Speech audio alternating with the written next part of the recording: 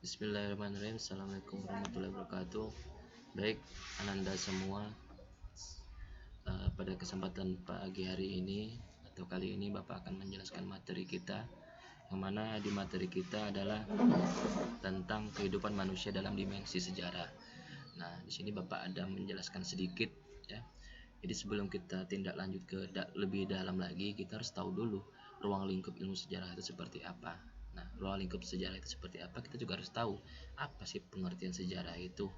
Mungkin kan sering mendengar ilmu sejarah, tapi kalian tidak tahu sejarah itu dalam konteks dalamnya seperti apa. Nah, Bapak akan menjelaskan. Jadi di dalam konteks sejarah, ya, ada beberapa asal usul sih kata sejarah itu. Dari bahasa Arab ada, dari Yunani ada, dari bahasa Inggris juga ada.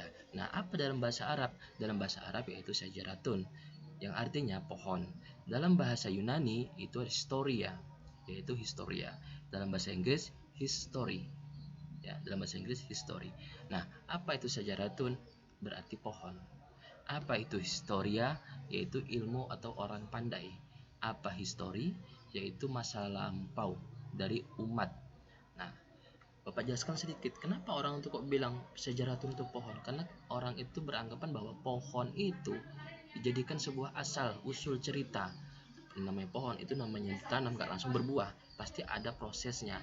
Disiram dulu, diberi pupuk dulu, baru dia berkembang sampai dia berbuah, sampai bisa kita menikmati. Nah, proses itulah yang dinamakan sebagai sejarah. Itu dalam bahasa Arab tadi yang kata sejaratun. Sedangkan dalam bahasa Yunani atau historia, yaitu ilmu atau orang pandai. Jadi orang yang belajar sejarah itu adalah orang yang pandai, dia sudah berilmu, dia sudah mempunyai kemampuan. Kemudian dalam bahasa Inggris yaitu history, yaitu masa lampau kepada umat manusia. Ya, jadi manusia itu memiliki cerita terdahulunya, ya, pada masa yang lalu-lalu. Itulah dalam bahasa Inggris. Kemudian kita lihat beberapa definisi menurut para ahli, ya. Di sini Bapak tidak akan menjelaskan secara detail, hanya beberapa poin yang mungkin sering keluar di dalam materi atau di dalam kata kunci, ya.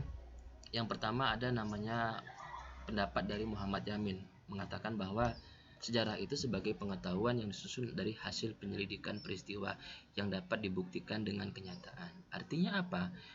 Mengatakan bahwa Muhammad Yamin ini begitu adalah berarti ada bukti yang memang bisa dijadikan sebagai referensi. Nah, bukti itulah yang dijadikan untuk dipelajari ilmu sejarahnya, dijadikan sebagai ilmu pengetahuan. Itu yang dikatakan oleh Muhammad Yamin.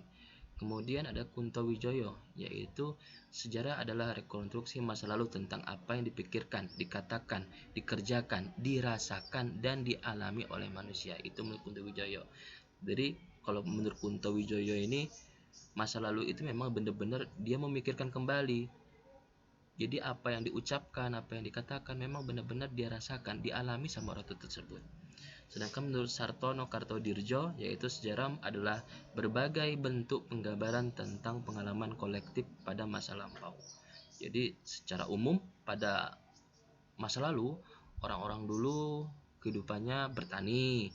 Terus secara umum orang tuh dulu belum ada motor. Itulah dikatakan sebagai kolektif, pengalaman kolektif secara global saja.